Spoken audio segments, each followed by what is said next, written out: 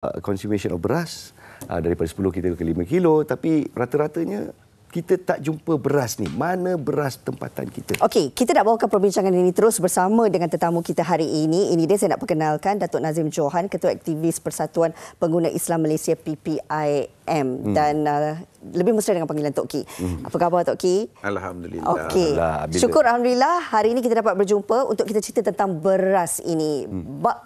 Seperti yang kita lihat dalam laporan sebentar tadi, itu luahan rasa kita sebagai pengguna, luahan rasa mereka peniaga, peruncit. Hakikatnya semua terkesan, semua terbeban, dan permulaannya kerana harga beras import naik. Bila harga beras import naik, kita melihat ia disebabkan oleh perubahan faktor iklim kerana India tidak lagi mengeksport berasnya. Banyak faktor yang menyumbang kepada situasi ini. Dan akhir di penghujung ceritanya, pengguna yang menerima kesan dan implikasinya. So, kita tanya PPIM terus ya, dengan tinjauan mereka. Betul ke beras sukar didapati? Dah berapa lama dan adakah ini akan berterusan? Kalau ikut kita personally, benda ni pada kita lah akan berterusan. Ini bukan berita baik lah. Tapi ada juga berita baiknya. Itu kita cerita kemudian. Maksud kita, benda ini berlaku dan kawan-kawan kita yang berniaga semua komplain tak ada, orang tak supply, stok tak sampai. Jadi faktornya banyak lah. Yang daripada India, tak lama esok Vietnam pula. Thailand mungkin. Jadi faktor terlalu macam-macam. Dengan mungkin harga naik. Kalau ada tak apa.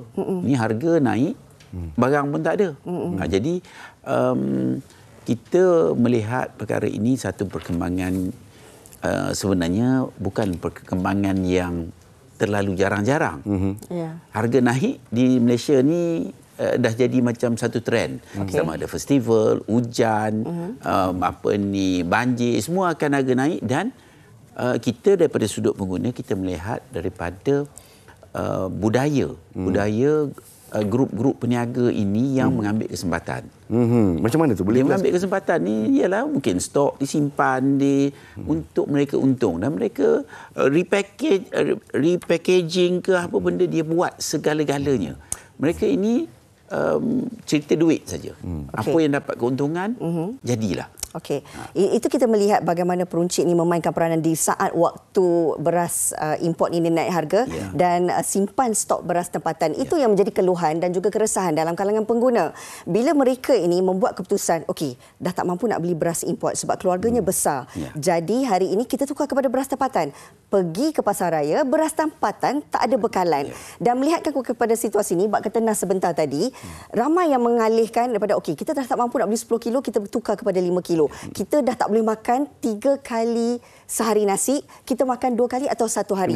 Ini pengorbanan yang dilakukan oleh rakyat. Tapi sampai bila, Datuk? Sampai bila kita nak melihat situasi ini? Apa mungkin dari sudut pandang kita dari kepenggunaan sendiri untuk kita lihat situasi ini takkan mampu untuk berlarutan berpanjangan? Sebab Datuk kata tadi mungkin ia akan berpanjangan dan bertambah lagi.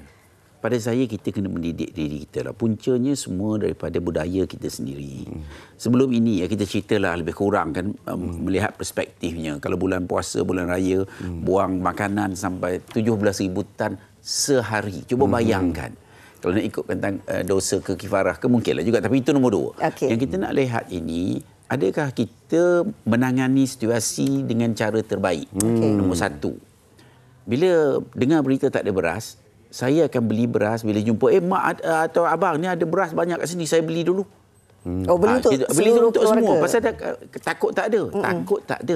Kenapa kita tengok tak ada, jadi belilah. Tapi dah halang, belilah 2 kali ganda, simpan. Dia jadi begitu juga. Jadi ini panic buying ini menjadi satu budaya juga. Ayam pun tambah. Dululah minyak lah segala benda. Jadi saya nak minta pihak berkuasa lah. Nombor 1, hentikan panic buying. Hentikan panic buying ni maknanya orang boleh dapat juga beras di satu tempat. Jadi tak payah nak beli panik. Buat apa? You ada. Memang ada tapi mungkin sikit. Contohnya, okeylah stesen Petronas. Setiap orang boleh beli kat situ. Jadi there's no need to stock. Jadi stok ni dia create unnecessary Inilah demand.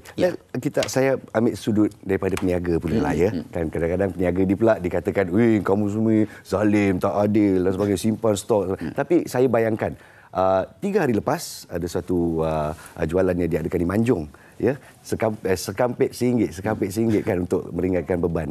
1,000 habis dalam masa 30 minit. Jadi kita nampak ada demand ataupun ada permintaan di sana. Jadi peniaga bila dia nampak dia kena serbu tu, alamak, habislah kita kan kalau kita jual begitu saja. Jadi itu pasal mereka satu. Jadi mungkin saya ambil sudut daripada sana. Pendapat? Betul. Ini situasi. Jadi you kena potong. Contohnya kalau air tak ada. Jadi orang akan simpan. Simpan tu kadang-kadang tak pakai pun akhirnya. Jadi ini pun beras macam tu. Jadi kalau kita tahu tak ada masalah beras akan ada. Di tempat-tempat tertentu. Kalau mungkin shortage tu memang ada, tapi maknanya kalau kita tidak kawal daripada sudut berita ini, perasaan takut ini, dia akan create another situation yang tidak membawa kepada kebaikan. Jadi kita kena nombor satu tu yang dibuat oleh kerajaan. Jadi nak buangkan perasaan takut. Terhadap kekurangan ini. Jadi tak payah kejar lah. Tak payah kejar tu adalah maknanya mana kata ada. Tapi di masa yang sama yang lebih penting adalah pengguna kena berubah. Ini daripada sudut kita. Pengguna buang makanan, saya tengok, ya Allah, ya Rabbi, nasi ambil banyak, makan tak habis. Itulah dia. Apa ambil sikit. Jadi benda ini yang kita kena buat pasal ini masih okey. Kalau dalam masa terdekat esok lagi ada lagi Vietnam lah, Thailand lah, mana-mana semua tak nak jual. Tapi macam mana pula dengan pesanan untuk badan-badan kerajaan? Jadi sekarang ni KPDN dan kos sara hidup yang diberi tekanan. Tapi sebenarnya untuk diorang, ini bukan kerja kita sebenarnya. Jadi kita nak tanya kepada kita komplain. Kementerian Pertanian dengan pasal kementerian sekarang ni perdagangan dalam negeri. Ya saya. Pengguna tak ada. Ini pun disuarakan oleh rakyat ni pasal marah. Pasal apa? Yang paling penting di negara mana-mana pun adalah pengguna. Ini silap. Ini kebanyakan mungkin kita silap faham ke benda. Pengguna is the most critical. Jadi bila ada kos sara hidup tu mungkin dimasukkan pengguna di sana jugalah. Dia ada, tapi maknanya orang merasakan. Kita aktivis-aktivis ini memang merasakan dulu pun memang kita push for government untuk wujudkan bahagian kepenggunaan secara jelas. Pasal nak didik pengguna. Kalau pengguna bijak, cuba kita tengok ya, di negara-negara contohnya Jepun, dia amat berhati-hati. Dan dia mewujudkan pengguna yang berhati-hati. Jadi hari ini ya, kalaulah kita kata tidak didik masyarakat kita 30 tahun dulu, anak-anak kita bersama kita. Lepas 30 tahun sekarang ni dia dah jadi pemimpin. Dia pemimpin dia yang dididik, doctrinated in a negative way. Rugilah. Saya setuju bila Datuk tekankan bahawa pengguna juga perlu bijak. Kita perlu didik pengguna ini. Kena. Tapi kalau kita lihat daripada sudut, sekarang ni kita nak menyentuh tentang daripada inisiatif kerajaan. Kita tahu sebelum ini ada tentang beras ramah dan sebagainya.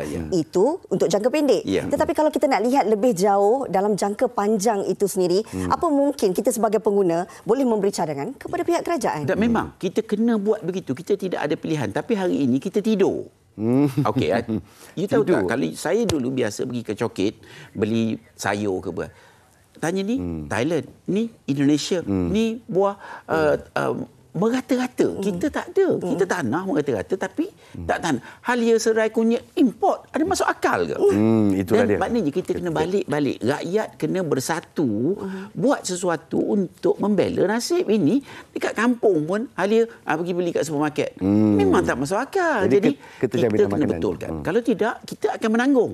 Kita menanggung, anak-anak kita juga menanggung. Jadi kita buat sesuatu lah. Tanam sayur bukan susah. Saya ni ceritalah sikit kan. Mempelam ada, ciku ada, belimbing ada. Tak kena. Tapi orang kata tak apalah, kau boleh tanam 5 purut tadi. Tapi saya tinggal di tingkat 40. Tu dia. Tak ada, boleh. Maknanya tak ada alasan. Tak ada alasan. Jadi kita yang nak handle beras ni okeylah, kita suruhlah Datuk Azman bawa kau insya-Allah dia akan adakan beras yang mencukupi kata dia dalam 2-3 tahun. Boleh. Tapi kita di peringkat individu kita kena train. Pasal training itu untuk diri kita. Baik. Dan kita juga yakin dan kerajaan perlu mengambil perhatian terutamanya Kementerian Pertanian dan Keterjaminan Makanan. Jadi bila bila kita dapat polisi seperti di Flores Timur, saya baru baca baru-baru ni Ya. setiap hari Jumaat tak makan nasi. Ya, Macam mana dengan polisi macam tu? Kita makan bubur. Saya dulu tak suka bubur, tapi saya makan bubur. Bubur makan sikit. Makan sikit jadi badan handsome sikit. Okeylah. Jadi itu ada pesanan daripada Tok Gee kita ni, Datuk Nazim Johan. Saya nak ambil persoalan itu untuk Dia penonton. pun okey. Ya, Datuk. Sebenarnya tanya. kita nak tanya, boleh atau tidak anda sendiri lakukan di mana setiap hari Jumaat kita cuba tak makan nasi? Tak boleh. Kalau Jumaat saya tak boleh. Jumaat tak boleh. Hari Jumaat. Hari lain. Hari tu lah. Ada satu hari dalam seminggu tak makan nasi. Cuba jawab kami di MHI Facebook. Ini boleh buat kempen ni. Boleh Okey, bagus. Datuk setuju? Setuju. Okey, Okey, bagus. kita dengarkan nanti penonton apa pula kata mereka. Dan itulah dia daripada Ketua Aktivis Persatuan Pengguna Islam Malaysia, Datuk Nazim Johan. Tok Gee, terima kasih kerana bersama kita pada pagi ini sekali lagi ya. Dan kepada anda semua, sila catu jawapan anda. Kita kena catu makanan kita, nasi kita, ruji kita kena dan lain-lain juga. Dan juga Lain-lain. catu Setuju. perasaan kita untuk janganlah membazir begitu. Okey, kita berehat seketika dan apabila kita kembali, kita akan tinjau keadaan bencana di Maghribi dan Libya dan usaha dari Malaysia untuk menghulurkan bantuan. Semuanya selepas ini.